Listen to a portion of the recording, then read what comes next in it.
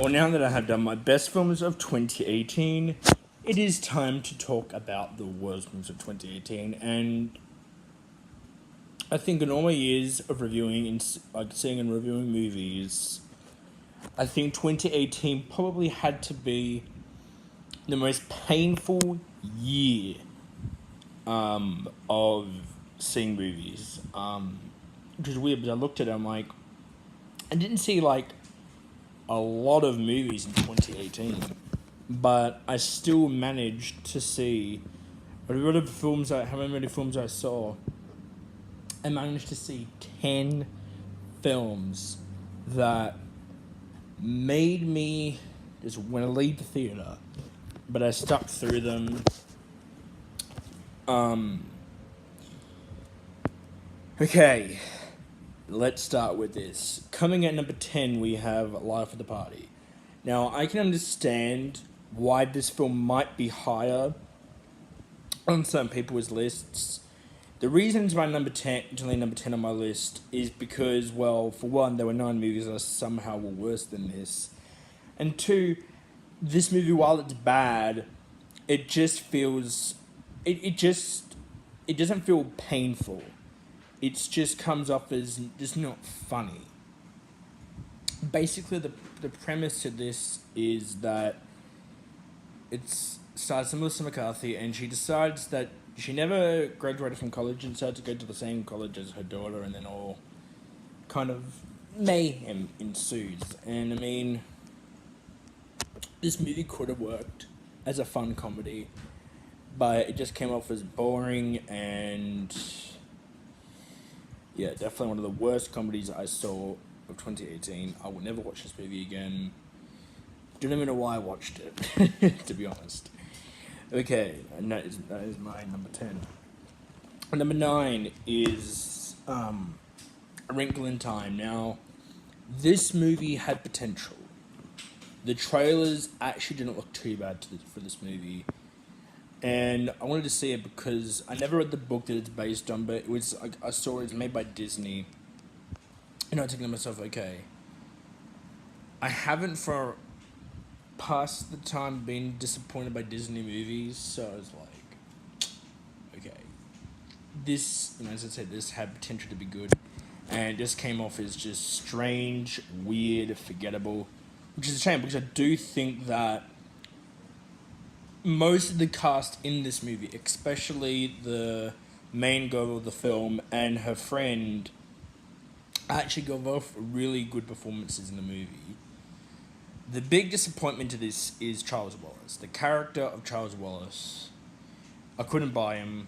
He just came off as bland, boring, and which is a real shame because I do think that the other two main characters of this movie actually give off really damn good performances.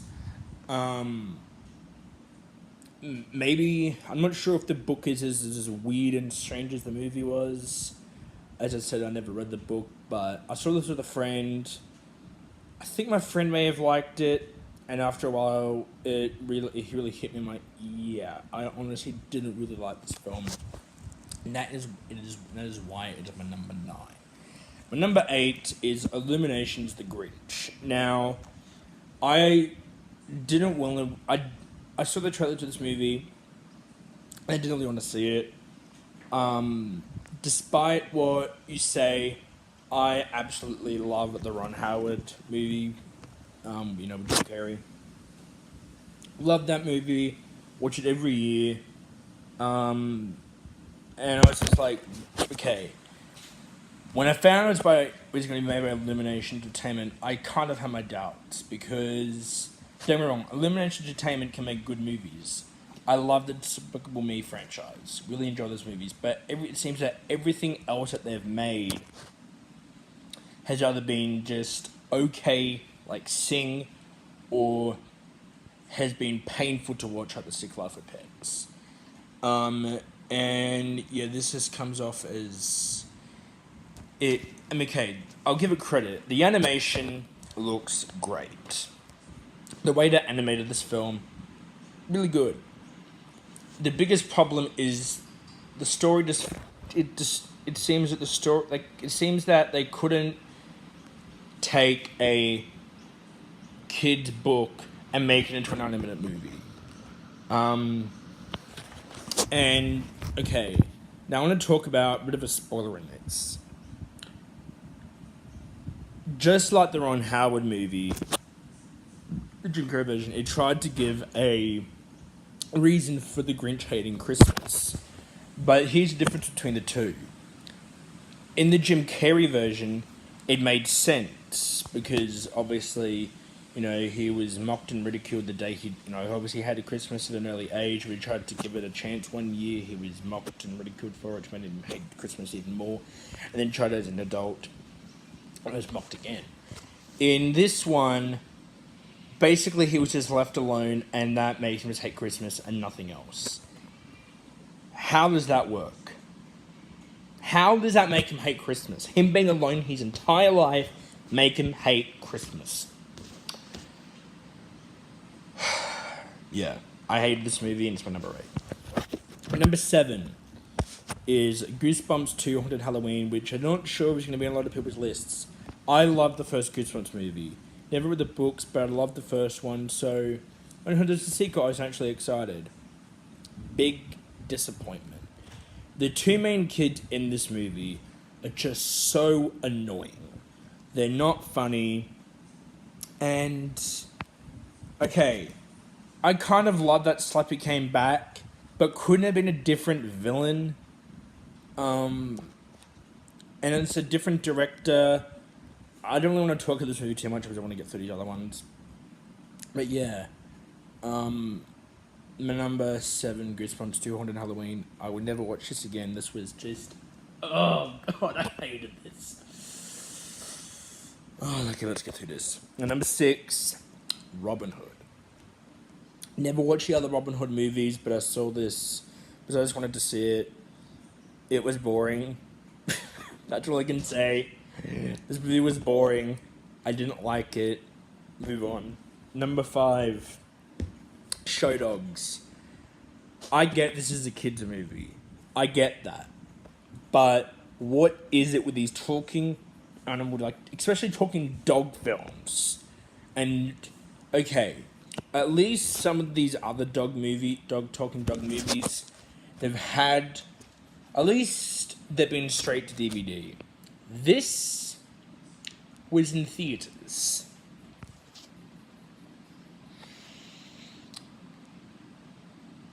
The premise to this movie, an FBI dog goes undercover as a show dog. Does that sound funny? Or for an idiot, it does sound funny, doesn't it? Okay, yes, as I said, I can get this as a kid's movie, but I hated it still. I didn't like it. Next movie, number 4. Woody Woodpecker, which was a direct-to-DVD film, which I watched because I was just like, you know what?